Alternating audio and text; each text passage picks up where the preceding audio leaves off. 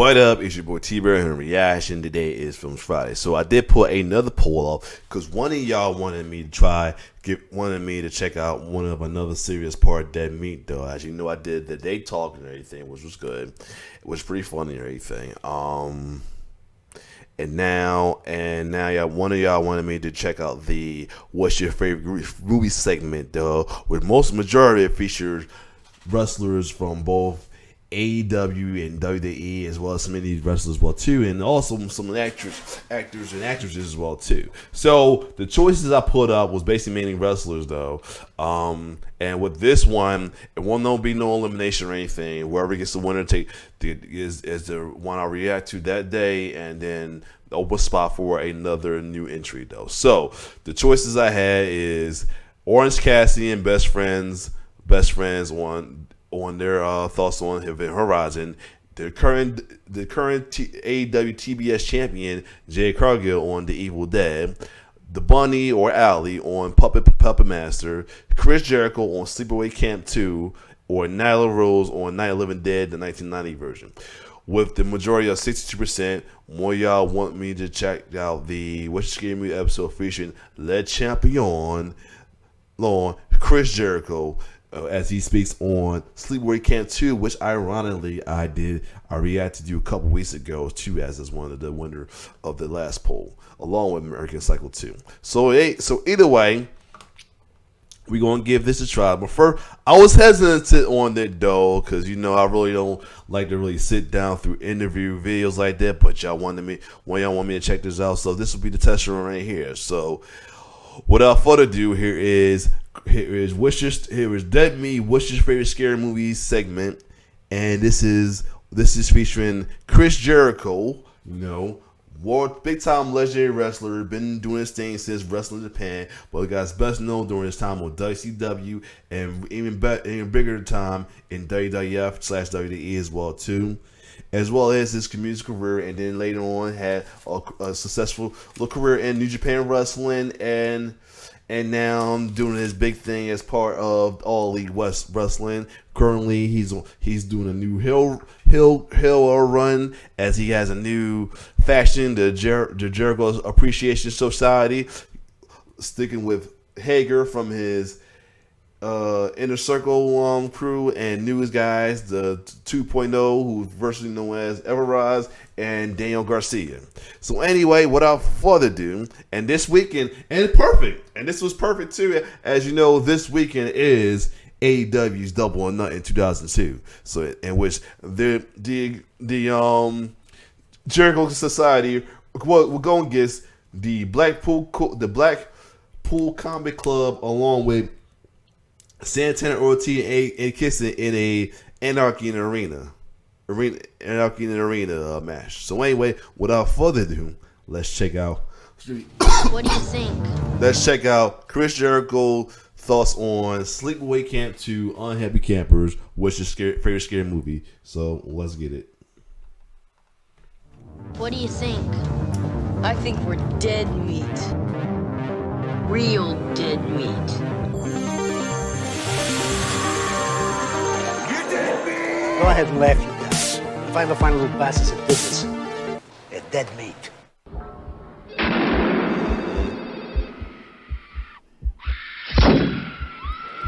Hey everybody, welcome back to another season of What's Your Favorite Scary Movie, where I talk to people about their favorite horror movie.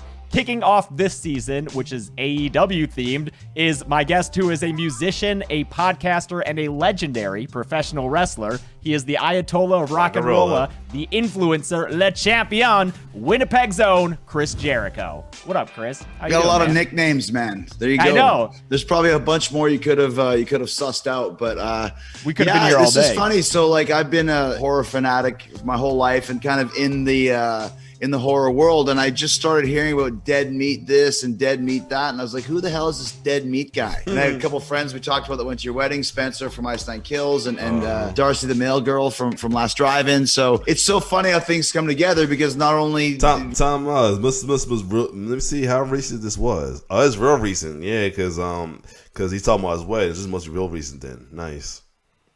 were we just starting to talk about you, and then here this interview comes up, so here we are. So nice to finally meet you. Been a fan for a long time because I first started watching wrestling in 1999, and I remember the big countdown to your review on Raw, and it like stuck with me. And then, you know, I went away for a long time, and I came back with AEW getting me real interested, and now I'm like fully switched over there. I like how you said you went away for, that makes you sound like you went to like an insane asylum or something. I watched wrestling then I went away for a long time. Yeah, they wouldn't let me watch it in the institution, you know? When I came out, AEW was there. Yeah, exactly. Yeah, so we're here talking about horror movies. You said you've been a big fan, all your life? Yeah, pretty much. I mean, I remember when I was a kid, I was always really into horror, not just movies, but the whole concept of horror, the history of horror. Every Saturday night, they would have 2 horror movies play on the local channel. This, once again, too, you had 3 channels or whatever it was. And my mom would let me watch those late night movies, but I had to go to bed first and take a nap. So she would, I would go to bed at like 10 or 10:30 at night, set my alarm at midnight, and if I could wake up, I would be able to go watch the movies. So my parents were asleep at that point too. And I still remember the crushing defeat of waking up at like 7 or 8 in the morning going, fuck, I missed, oh no. But having said that, I saw a whole litany of movies at that time, because it was every Saturday. There was not a host like Elvira or something. It was just horror movies. So most of them were the Universal horror movies from the 30s and 40s, talking about the Mummy and Wolfman and Dracula. And then there was a little bit of a switch. I don't know if they got a new program director or just ran out of old movies.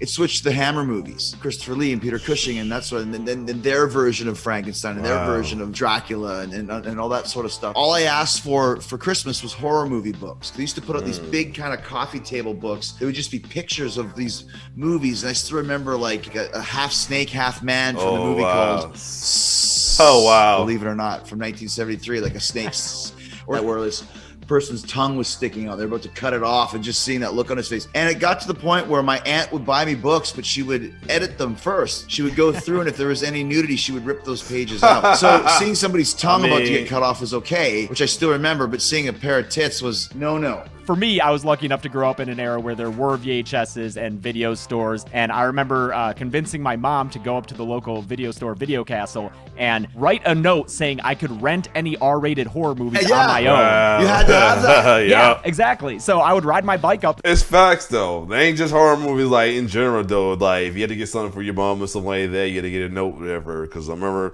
growing up in Streets of Philly, and I just had to get stuff from my grandma, like smokes and all that. She had to write a note or anything, because you not, they ain't gonna give you nothing.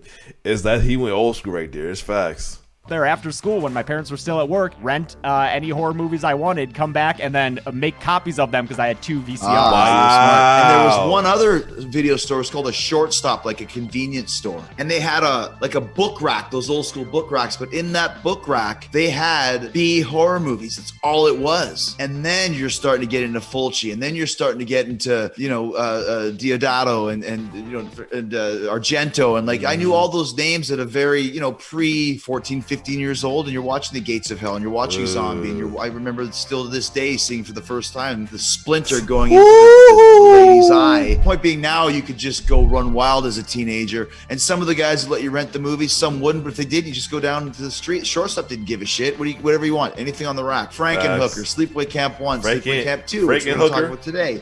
Basket Case, which just name it over and over. Frankenhooker, really? Over and over again, and we're off to the races. Yeah, man, I love the deep cuts that you're pulling out, not only with the foreign films, but like the Henenlotter, because those like grimy cult films are what I love, just because it feels the most real. When you're watching Basket Case or Frankenhooker, you are seeing what New York was like back then. Yo, this is real. This is real. Hold on. This is not real life. They really had a movie out called. Hold on. When did this came out, Franken? They really had 1990. They literally had a movie out called Frankenhooker. Wow. I bet it's on Shudder too. Oh my god. Okay. Whew, shit, I'm curious now. Or Frankenhooker, you are seeing what New York was like back then. There's 2 horror movies I'm curious of that I haven't seen, like advertisement or stuff that I'm curious want to see is that has to do with Frankenstein. That and Blackenstein. I want to see them two movies back to back, yo. Oh my god. But you're right, James. That's what I like about it. Not to interrupt you, but it's like when you watch, for example, Ring, the original Ring, or The Grudge, or any of those J horror films. They're very creepy, but they're also like there's a tone to it because they are Japanese. And when you go there, there's a vibe to that country. So when they tried to remake those movies in an American way, it never worked for me. Like The Grudge, I thought was terrible. The Ring, I thought was terrible because you cannot transplant the Japanese feel and strangeness of the culture, especially to us here in North America, in a North American film. Same with what you're saying. When you watch Basket Case or Maniac or Madman or anything from that time frame, Frankenhooker, I just watched it again actually on last drive-in. It really has a griminess to it, and that's what I always loved about Basket Case. It's very dark. There's characters in there that you would probably imagine weren't even characters. They just walked into the dilapidated hotel and said, "Hey, you want to be in this movie?" So that's why those movies are timeless to me, because you can never recapture the vibe and the time and the kind of primitive cameras they used and the grainy film stock. It adds to the overall unwariness, if that's a word that you want to use for this. It's just watching it, you feel, like you said, grimy, like you almost want to take a shower after you watch it. That's why I absolutely love those films. Sleepaway Camp 2, Unhappy Campers, which is what you said is one of your favorite horror movies. I know all of us have several, but I know that you've cited this one as your favorite for a while. It is not a dark, grimy movie. No. It is, in fact, a big contrast to the first Sleepaway Camp, which is one of my favorites because of that very, like we said, homespun feel. You can tell this is not a super professional set and that these people are not experienced actors. It, unintentionally hilarious. I think you can pretty much do that with Sleepaway Camp 2 as well. Just for the record, let me state for anybody that's watching this, my all-time favorite horror movie is The Thing, John Carpenter's Thing. It's the greatest of all time. But we don't want to talk about The Thing because everyone talks about The Thing. And I would love to do a Thing podcast with you at another point in time. But if you're asking me, we can talk about Sleepaway Camp 2 for me. Even the first Friday the 13th, for the first Halloween, you mentioned Sleepaway Camp, the original. There's still a darkness to those films, all of them. As they started making money, as Hollywood is prone to do, they're just accepting anything now. And now you didn't even need a clever script. Like Sleepaway Camp, the acting is a little subject, but the script is very clever. It's very clunky at times how they do it in the flashbacks, and that really weird aunt is just, it's not giving you the creepy effect. It just makes it kind of almost like, eesh. But Sleepaway Camp 2, which I believe came out in 88, at this point in time, there is a deluge of horror movies that are going straight to video, and there's a deluge of kids like me, teenagers that are into horror movies and heavy metal that want to watch as many of these movies as you can. So they're churning them out. And I think the first Sleepaway, which I'll take a guess, 83, 84, something like that. I think 83, yeah. 83. So there's a 5-year gap here, but they go straight to video. They put out a really cool cover, although the cover is kind of lame at the time now. It has nothing to do with it. No Pamela Springsteen. Hot chick on the cover with I seen that. Yeah, I seen that. I'm like, that's the cover, because I was looking for it, because I told you I was looking for the picture that I put up there for the poll that y'all saw, and I saw this and that's not the person from the movie. What's up with that? But I do know they had the Jason Maz and the Freddy Krueger claw in the movie, but still. Freddy's fingers are there, and there's a Jason mask. Doesn't matter. That adds a whole new resurgence, and these movies are very bright. They're filmed a lot differently. They're outside. They're not filmed on grainy film. The cameras have improved. The lighting packages are probably way more advanced and half the money of what they had to spend. So even a couple of horror movies did that nonsense, to be honest. What was horror movies or even was it horror movies or even movies, some movie in general, they'll put somebody on the cover that's totally different from the movie. What was it? Class of 1999 had a couple of these guys that looked nothing like had a guy on there looked nothing like the main robot. Now look, then the guy that's supposed to be him. What other movie was it? Somewhat Dream Warrior in a way, because you have the only one that was it was close to it though. Closest one that was relevant, that was what it was in the box cover was Taryn with the was that's her name right now? Tara. Let me see. Nightmare on Street 3. Of course, I'm making the movie this thing longer than it is.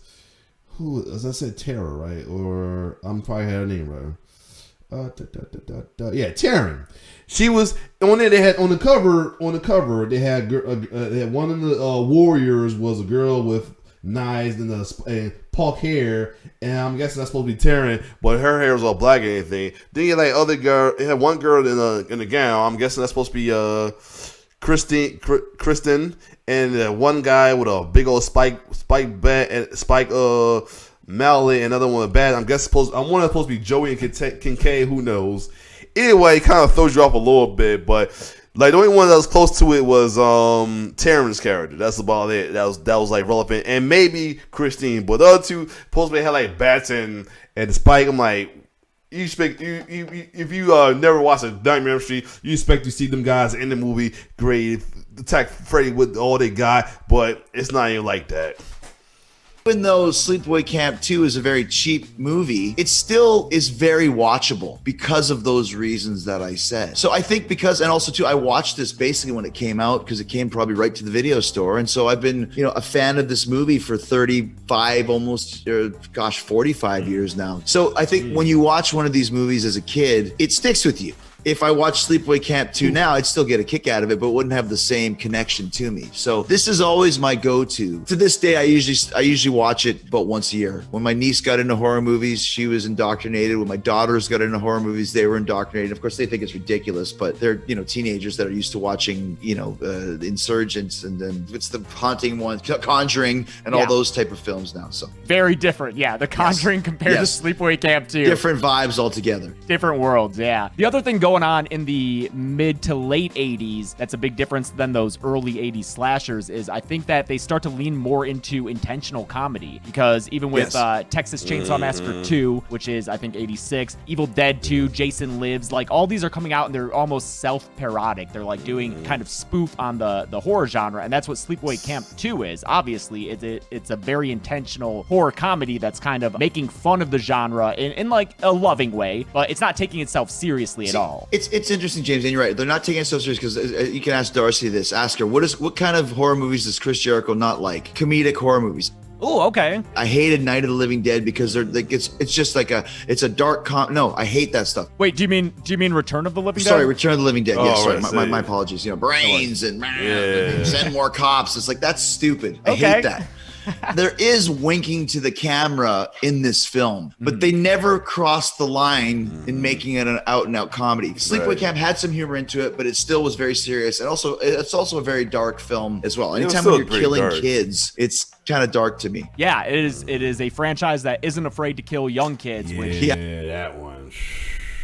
The second one did it too, because she killed off the twins. Yeah, not every horror movie does. Yeah, you're right. There is a darkness to Sleepaway Camp 2, even though it is partly comedic. And I think that Pamela Springsteen, as the recast Angela Johnson / Baker, really nails that tone because, she has the cheeriness that's like corny and makes it funny when she's going over the top in her moral judgment of these characters. But like when she gets serious about it, it is a little scary. Her character's so unnerving in how much she believes in what she's doing. I agree with that, and I think the greatest horror movie killer for the last 20 years is Art the Clown, because Art, once again, super campy, and it's almost like, this is a clown, but it's grotesque. Yeah. And when he kills... Y'all know that had to be, I think out of all the kill counts I react to, between that and possibly one of the Saws, I think. I'm trying to remember.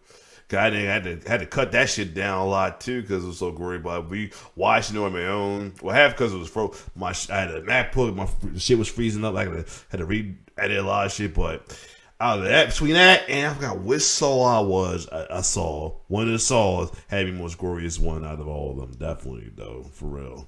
He is killing these people, and it's like, oh my gosh. And Angela had that vibe too. It's obviously not as violent as Art the Clown, but like you said, she's very righteous in what she believes. And even though there's a little comedic in it, and not even mention Sleepaway Camp 3 because it's absolutely atrocious. Dude, it's so bad. It's terrible. Like as good as 2 is, 3 is the other way, and that one goes into so comedy territory. But this one, she does have some lines, but it's very sick in what she's doing because she believes she's right. She's not a psychotic killer. She is this person who is trying to keep her camp whole and pure in the midst of all these evil sinners that show up to do drugs and have sex and back talk to their elders and every bad thing that no children should do. So she's justified in her murdering of these kids, which is always a little bit creepier because that's a true psychopath. Yeah, those are always the best villains to watch, is the ones who really believe in what they're doing. I wouldn't say see their point, but you can believe that they believe that what they're doing is right. Right, exactly. Because then there's no convincing them not to murder all these people because they're on a righteous crusade.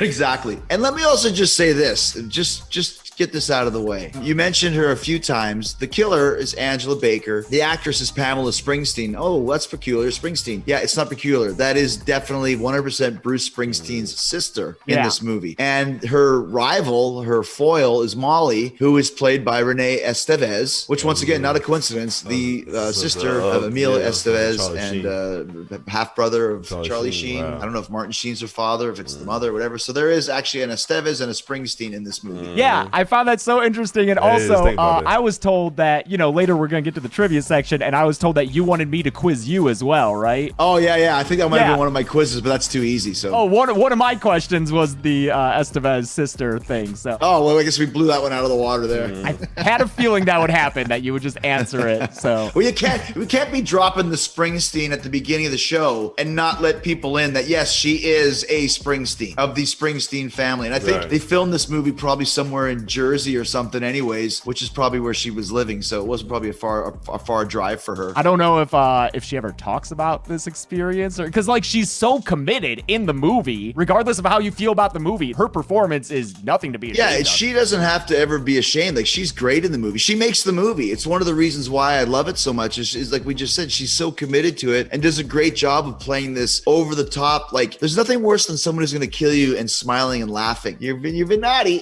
And it's just wow, she really, and I don't think she stumbled on this character. She put some time and some work into it, and she did a great job with Angela Baker. So all props to it was like a female Joker in a way. Miss Springsteen. Whoa, yes, dummy, or Harley Quinn. Especially because it is such a different character than Angela in the first movie. And, sometimes when you do that, and especially recasting the role, that doesn't always work out. But she made it her own, and you're right, the movie lives and dies by her performance. That's right. Since she's all over it, and she's great. So, yeah, my main show on Dead Meat is the Kill Count, where we talk about, the kills in movies. There's a bunch in this one. Do you have any favorites? I do. I have a favorite. It's one of my all-time favorite deaths. Because when I watch a movie, I always think would that be avoidable? Could I have gotten out of this? Because, I'm like, oh, that's stupid. No, it's not stupid. This is the situation the character is in. Could you get out of that? That's why The Green Room is so fantastic. Because it's I don't know if you've seen The Green Room. I haven't. Oh, man. That is a movie where you're watching it and you're like, these characters are doing everything they can. I couldn't do any better in this situation. Oh, great. I recommend it. That's a great one. So they're not falling in the forest. And then exactly. So the one that sounds, and by the way, she is absolutely gorgeous in the movie. Allie is amazing. The one that gets She's not afraid to show her boobs, which was a very... Perpetually topless. I like how this time the censor is his JAS Associate Appreciation Society logo, which was a must in an 80s horror movie film. And speaking of that, let me double check some real quick. I got a tape, but when's it coming up? Oh, it's back to the regular schedule program today at 10:30. All right. I had to make sure because for a while it's been coming on 7 because of the playoffs, but with time AEW Rampage I'm speaking of. She has the death. She gets killed by being drowned in an outhouse. So Angela stabs her in the back from behind and then throws her into the round wooden hole and stuffs her down. And the sound effects are disgusting. The sound effects are terrible. For one, there's this fly sound they must have got for free. It's like... Then gargling the darn shit. Because there's obviously flies all over this outhouse. And then just this pushing her down with a big stick, and she's drowning in the human waste and keeps popping up, and then finally pops up for the third time covered in leeches. Why are there leeches down there? I don't know, but it's gross. And just stay down. How high with leeches, not something else. High is the stuff? It's an outhouse, so there's probably a little bit of stuff in there. But just hide. Just go underneath and don't come back up. And when she tries to get you, just just go like, there's a hole here, so Yeah. just go hide on the side. Stay down. That's all you have to do. And then she has to think of something else. But then you got kind of a hiding place because she can't break into the outhouse. She's got to come down with you. And if she comes down, take that stick and whack her with it. I don't know. There's a lot of ways out of that one. I love how we're talking about like the underground outhouse as though it's like a full-on chamber that you can fight in. Yeah, exactly.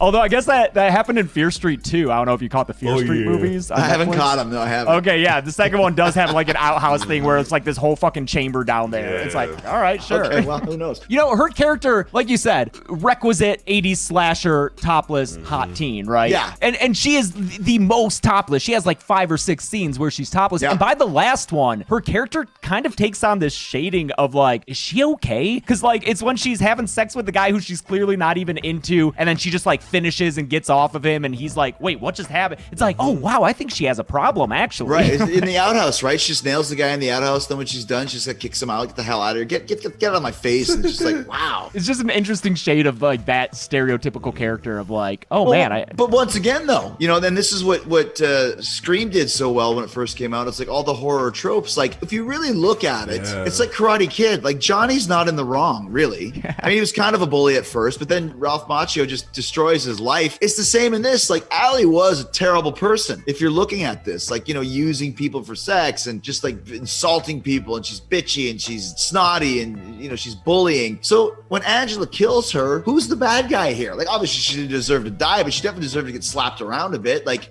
snap out of it. What's wrong with you? I'll admit I'm not the biggest fan of Sleepaway Camp 2 just because it's so different than that first one, which I love so much. But having this conversation, I am appreciating it a little bit more, which that's why I love having these talks. Well, and it's the same with me. Like I said, I love Sleepaway Camp as well. I love 2 better, and I don't know. It's you know, 6 of one, half dozen the other, but this one just connected with me more. And maybe because, like I said, I remember, you know, renting it when it came out and being excited about it and seeing the ad. They might have even had a poster for it in the video store. Like there was a really good ad for it, you know. I guess it's right to me.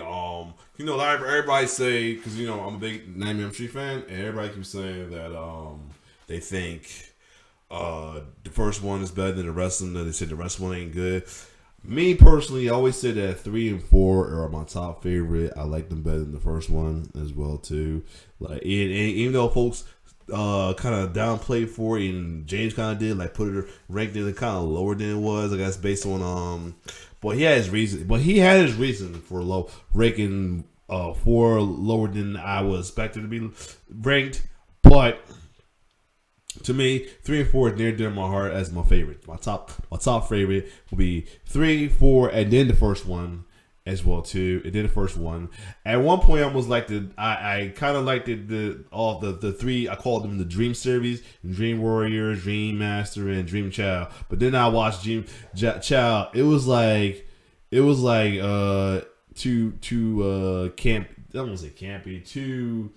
It was too much. I think, like I said, it's probably going, but it was in 1989, and I always said that the late 80s and the early to somewhat mid 90s was like the down period of horror movies in a way. Some did okay, but some wasn't looking a little. Even the big time franchise wasn't at their best though.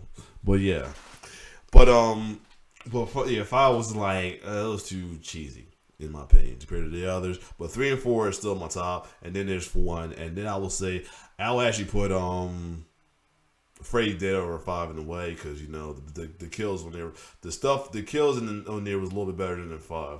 Well, that's a toss up, but anyway, let me keep going. Happy campers. How can you go wrong with that? Like, what a tagline. Like, who's not going to want to watch that, right? You briefly mentioned the third movie, which they shot back to back with this one, and it shows just how quickly and cheaply it was made. Mm-hmm. Any thoughts on that third one besides what a disappointment? You know, I watched it back about a year ago, and it's awful. It really is. And that's where it's like kind of like how like 2 was kind of like a little different than the first one. Like, you know, 3 and 4 was different from the first Freddy. You know, games from Gondalo. After 5, got cheesy. This was the same effect with Sleepaway Camp 3. The deaths are shoddy, and the only good thing about it is the one guy, I think he's actually an Oscar winner from Bonnie and Clyde. It's that weird looking guy. Yeah, he gets laid by this super hot chick. It's like, that's where I just thought that this super hot chick is banging this guy, and he's not even like a boss or like, there's nothing, she gets nothing out of it unless she's just this weird old guy. Enjoys banging weird old guys. But I was like, that's the only highlight. The deaths are terrible. Angela's terrible. The characters are all rotten. The cliched bad kids. It's just, it's not good at all. There's a lot of trash in this lake. What day is it anyway? It's Saturday. Yeah, the 14th. And then there was a fourth film made by the guy who originally made the first movie. Did you ever see that one? Well, here's the thing. That film is impossible to find. Yeah, it's tough. It's real hard. I don't know why I was able to watch it once. Or maybe I saw it when there used to be kind of like on-demand video on your cable, which now is gone because it's all streaming. But there you used to be able to go through your cable provider, and then you could see like on demand. And I'd always go to horror and just scroll through the horrors. And I found Sleepaway Camp 4 and clicked on it. And it actually wasn't bad. It's way better than 3. Yeah. And it actually has, I believe, the camp counselor from 2 who wears the really short shorts and the buff guy. He's the camp counselor from 1. He's the guy from 1, yeah, From that 1, they brought gotcha. back. Ronnie, I think. Ronnie, Yeah. and he's still kind of buff. Like he's Yeah, like, dude, oh, it's he like looks 40. great. Yeah, he looks great. So I remember that one was much better than 3. And I tried to find it a while ago to see if I could watch it again, and you can't find it anywhere. Maybe you have access to it, but I couldn't find it anywhere. I was able to find a DVD of it, I think probably on eBay for way too expensive. It definitely never hit Blu-ray like the other ones, but I'm not streaming for sure either. Yeah, like that's not the type of movie I'm going to go buy a DVD and then go try and find a DVD player. I think I have one in my house somewhere, but like, yeah, not worth it if it's not your job. Like, yeah, exactly.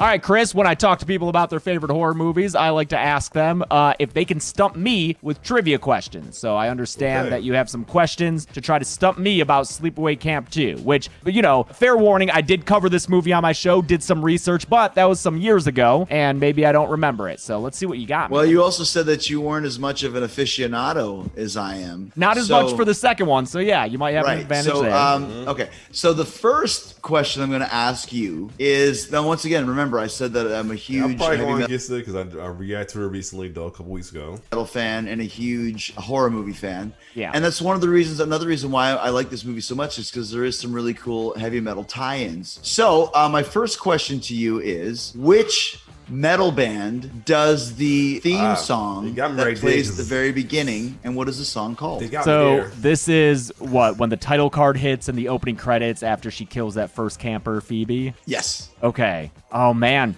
I just don't know the answer to this. Yes! The band is called Anvil, who Okay. Sasha Gervasi did that amazing documentary on about 10 years ago. Yeah. And the song is called Straight Between the Eyes. Man, I can't believe I didn't know that was Anvil. It's Anvil. It's from the Strength of Steel album, which came out right before that. And it's funny Of because... course, you know Chris gonna know that he's the Ayatollah rock and roller, and you know he's rock star himself too. With what's his band name again? Fonzie, yeah.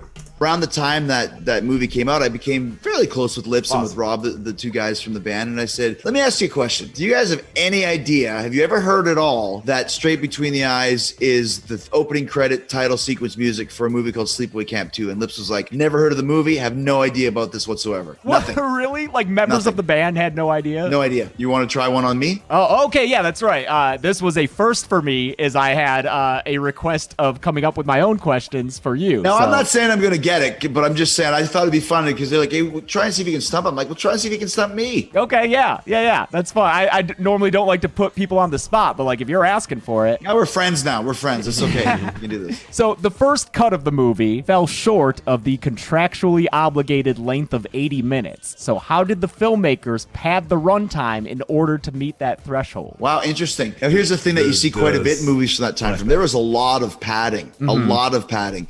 So if I had to take a guess, it's the chase scene through the forest at the end because it just goes on and on and on. And she falls down and she gets up and she's running here and she's running there. So either that's the pad or it's just a stupidly long scene. That's a very good guess, but no, I think that was just a poorly constructed chase scene. What is it? The padding, and you'll know it as soon as I say it, is that freaking dream montage that Angela has, where it's the same footage we've already seen, but it's in slow motion, and she's having nightmares, and And it's funny, like, it's hilarious to point. me because she's like, oh, it's my favorite song, Happy Camper. And then it's just all slow.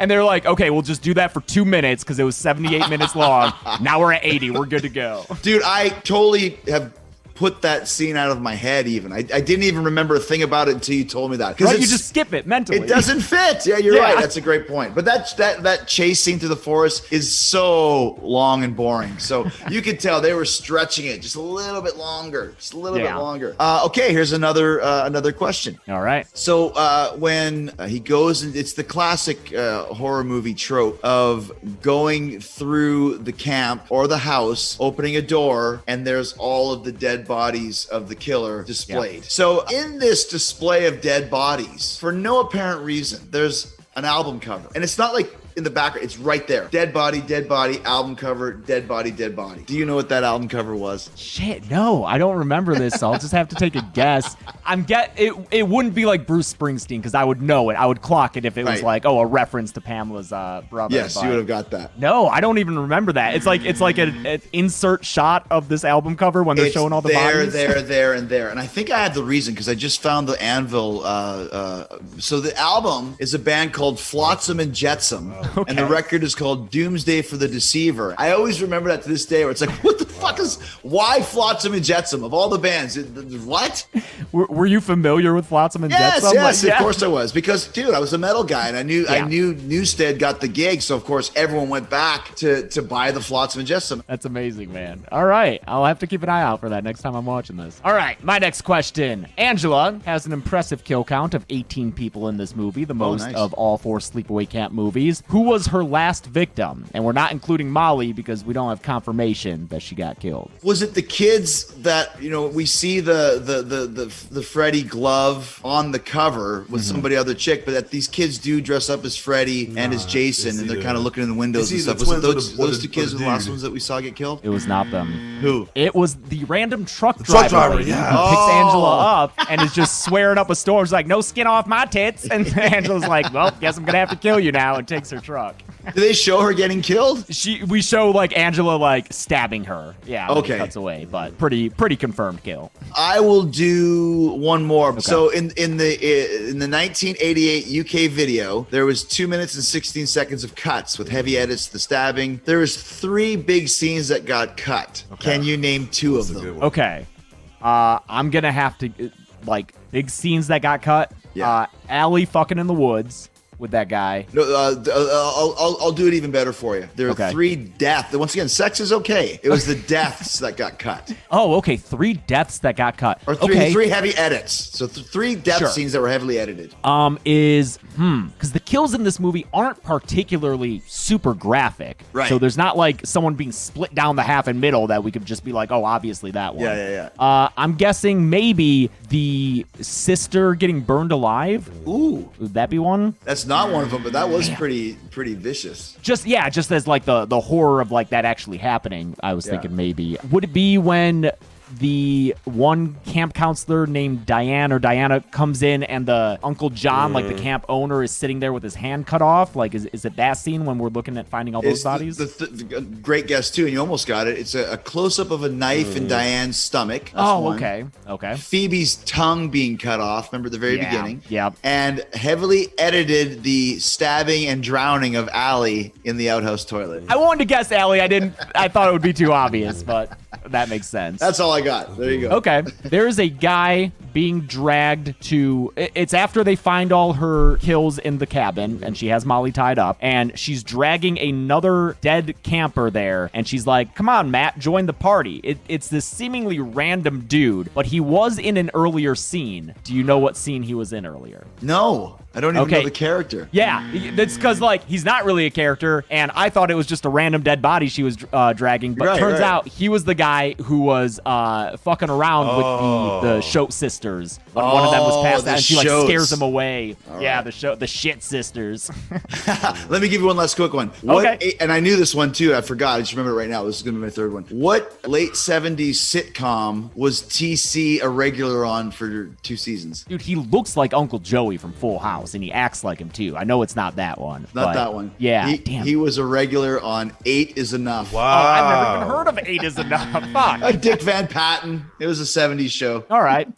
Well, great, man. Thank you so much for talking to me about this movie, for talking to me about horror in general. And yeah, man, you're a pleasure to watch all the time. Hey, dude, serious. I always love having guests like you on my podcast. So if you ever think of a cool topic, just let me know and I'll have you on in a second, because we've done some really great ones. We've done the goriest deaths. We've done top 10 horror movies. But if you can think of something, a twist to it, I'd love to have you on, man, because this has been great. It's not a lot of people that you can have an hour-long discussion about Sleepaway Camp 2 with. So For sure, right? Well, thanks again for joining me, man. Thanks, James. We appreciate it, man. Love what you're doing, and I'll talk to you again sometime soon, hopefully. Sounds good. I'll get your digits from our people. I'll have my people contact your people, which is me. I'll contact your people. Which is me, so you can just contact me. All right, see you, man. All right, cool. This was good. This was pretty good. So yeah, I would try to fit it in. I'll try to, if that's only if I can fit it in, though. But definitely it was good.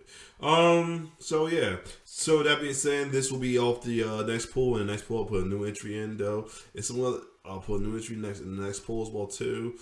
But this was good. So other than that, I would definitely. Thank you. I'm trying to remember who actually requested me to do this, and this was pretty good. I did. This definitely was an interesting thing to watch. You know what I mean? Because I usually don't do reaction to interview stuff like this, but this was pretty cool. Made me think about stuff as well too during the interviews. And I had to stop a couple times to do some recollection of myself, and everything, and everything. So this was good. So other than that, if you like my reaction, like, share, subscribe to my YouTube channel. It's your boy T-Bear signing off. One love.